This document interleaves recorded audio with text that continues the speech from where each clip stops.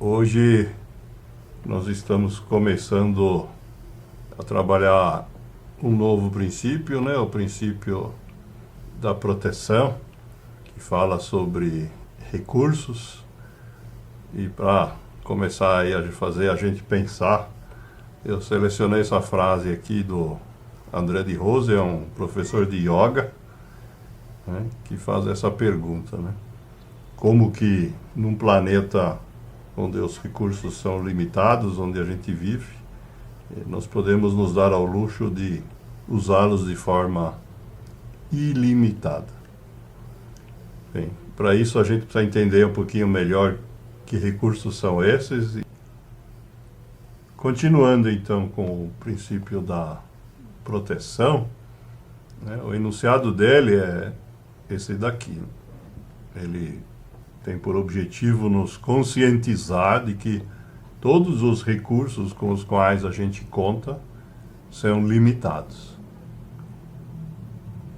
E aí a primeira pergunta que surge então, de que recursos nós estamos falando? E aí, infelizmente, são muitos. Eu peguei alguns exemplos, né, para a gente entender aqui de que recursos nós estamos falando. O primeiro que vem à mente é aquele que no popular a gente chama de din-din ou de grana, que são os recursos financeiros, né? Aquilo que a gente usa para comprar aquilo que a gente precisa ou para fazer investimentos e que infelizmente a lógica do sistema numérico que a gente usa para controlar impede que esses recursos possam crescer de maneira ilimitada, né? Muito menos, quem diria, infinita, né? O contrário de ser limitado é ser infinito. Mas infinito é um conceito matemático, né? Que na prática a gente não encontra, né? É exatamente isso que nós estamos aqui sendo obrigados a nos conscientizar quando a gente olha para essa questão da limitação. Outro tipo de recurso que é limitado são os recursos emocionais, né? Muitas vezes a gente fala nessa palavra sem pensar muito no que significa, né?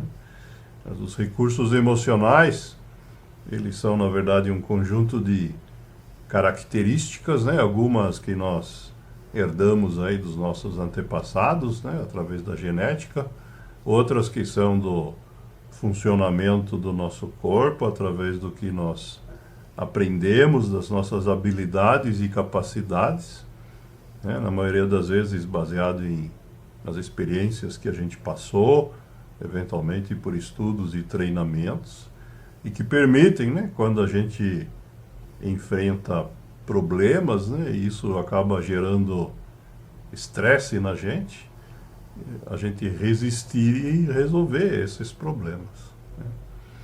Então, esses são os recursos emocionais. Tem pessoas que têm fragilidade emocional, né, onde a capacidade de resistir e resolver é muito pequena, né? A pessoa, a gente fala no popular que perde a cabeça, sai da casinha, acaba estourando e agindo de uma forma descontrolada emocionalmente.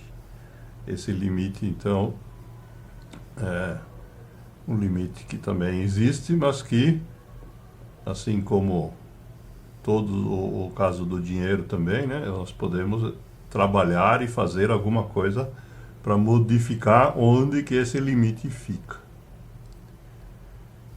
Outro tipo de recursos, que também está no controle da gente modificar até onde eles vão, são os recursos intelectuais. Os recursos intelectuais são aquelas coisas que são chamadas de intangíveis, né, na administração. Então, quando nós temos músicas, textos, poesias, vídeos, softwares, marcas, maneiras de operar, né, como nós temos aqui, né, tudo isso são recursos intelectuais e que a gente pode construir novos, podemos aprender, estudar, trabalhar, mas também não podemos ter de forma ilimitada. E, por último, né, falar desses recursos externos, né, eu relacionei aqui os recursos naturais, que são aqueles que o André de Rose fazia referência naquele primeiro slide que eu mostrei, né? Os recursos naturais são os elementos da natureza, né? A gente usa, né, da natureza para nossa sobrevivência desde que o homem é homem, né? Inicialmente com a caça, depois com a agricultura, depois com a civilização e tudo que veio depois. E que hoje, além do necessário, também gera muitas coisas que são para o nosso conforto, né? O essencial para sobreviver é muito menos do que nós temos hoje. E nesse processo são envolvidos uma série de recursos que vêm da natureza. E aí a gente precisa ter consciência de que nem todos têm a mesma característica. Por exemplo, a luz do sol, ela está disponível praticamente todos os dias, né? Existe alguma limitação, algumas partes do planeta, como nos polos, né? Que o sol, numa certa época do ano, não aparece, certo? Mas o sol está disponível e mesmo a gente usando, isso que é importante, no dia seguinte ele vai estar disponível de novo, certo? A mesma coisa acontece com os ventos, né? Se a gente movimentar uma máquina, um moinho baseado no vento hoje, nós podemos fazer a mesma coisa amanhã. No entanto, isso já não acontece com alguns outros recursos naturais, por exemplo, como o solo, né? Se a gente plantar hoje, amanhã, no dia seguinte e assim de forma continuada, vai chegar uma hora que o solo se esgota. A gente deixando ele descansar, ajudando, etc., ele talvez possa se renovar e recuperar a sua capacidade. A mesma coisa acontece com as florestas, com a água do planeta. Mas também, por último, tem alguns recursos que não tem jeito, né? Recursos que levaram, na verdade, na escala geológica do planeta, aí, bilhões de anos para se formar, e que se a gente consumir tudo que tem em alguns séculos, ou em algumas décadas, ou alguns milênios que seja, vai acabar, né? Talvez o exemplo mais conhecido seja o petróleo, né? E é por isso que a maioria das nações mais avançadas já estão com políticas públicas para sobreviver num ambiente onde não se usa mais o petróleo. Mas não é limitado ao petróleo, né? De uma forma geral, a mesma coisa vale para qualquer recurso mineral, né? Qualquer recurso natural que a gente extraia do solo e depois não tem mais. Pensem, por exemplo, no ouro, ou pensem no lítio que é usado para construir baterias, né? Tudo isso são recursos naturais que, na nossa escala humana, não são renováveis. E essa escala que a gente está falando aqui, de bilhões de anos e etc., nos traz para nós, humanos, né? O recurso que a gente acaba tendo que ter consciência quando se refere a esses outros é o tempo, porque nós vivemos também por um tempo limitado, embora possa ser longo aí para alguns, e mais, nós temos, no caso do tempo, uma característica única de que ele não pode ser redistribuído como os outros recursos, né? Se a gente pensar mesmo nos intangíveis, né, os recursos intelectuais, se você sabe alguma coisa que eu não sei, ou tem um livro que eu não conheço, você pode me dar, me emprestar, me ensinar, e nós vamos aumentando os nossos recursos. No caso do dinheiro, se eu estou duro e você tem dinheiro, você pode me emprestar por um tempo, ou vice-versa. Mas o tempo não tem nenhuma dessas características. É um recurso onde a gente está extremamente limitado e preso a usá-lo apenas no instante atual, né?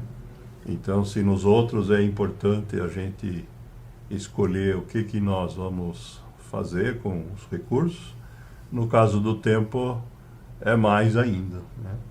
E é por isso que, né, quando a gente fala no pilar da disciplina, em metas e objetivos, né, a gente deriva justamente dessa questão de aprender a usar o tempo a nosso favor e não para jogar contra ou jogar fora, né, como se diz no popular. Bem, provavelmente tem vários outros recursos aí que vocês conhecem que também têm suas limitações, e se vocês quiserem contribuir, podem passar depois, a gente vai ampliando aqui o conjunto, né? Para fechar hoje, eu queria citar só algumas poucas frases aqui sobre os recursos. A primeira frase aqui é do Aristóteles, e se refere justamente à questão da natureza, né? Ele diz que a natureza não faz nada em vão. Então, o que ele está querendo dizer com isso, né? Que a maneira como a natureza faz uso dos seus recursos tem uma lógica, né, que busca evitar o desperdício, né? Buscam aquilo que se chama do equilíbrio natural, né, nas ciências biológicas modernas. E é um fato que para muitos pode ser novidade falar em ecologia, mas já estava enunciado aqui 350 anos antes da nossa era comum aqui, que a gente conta os anos, né? Outra frase aqui, para fazer a gente pensar, isso é bastante longa, né? Eu vou ler porque a letra está meio pequenininha, né? Diz assim, o autor é um juiz brasileiro, hoje já aposentado, que gosta de escrever bastante coisa, e ele escreveu o seguinte: há um número limitado de recursos e de parceiros sexuais, o que impele os seres vivos a competirem pelos dois. Daí o desenvolvimento de armas para obter alimento e derrotar concorrentes na seleção sexual. Contudo, há um limite econômico para tais armas, tendo em vista que elas são um gasto. E se este for muito grande, outras atividades ficarão comprometidas, a tal ponto que o ser vivo não conseguirá passar seus genes adiante. Dada a escala do processo evolutivo, já passou tempo suficiente para que só restassem os organismos que conseguiram equilibrar suas armas com as outras funções. Quando ele fala aqui em seres vivos, a gente pensa em primeiro lugar em seres humanos, mas isso se aplica também a outros animais, né? Ele coloca aqui como objetivo da vida, né, passar os genes adiante, porque é isso que vai garantir a sobrevivência da espécie, né? No nosso caso, nossos descendentes, né, que vão ficar aqui quando a gente não estiver mais.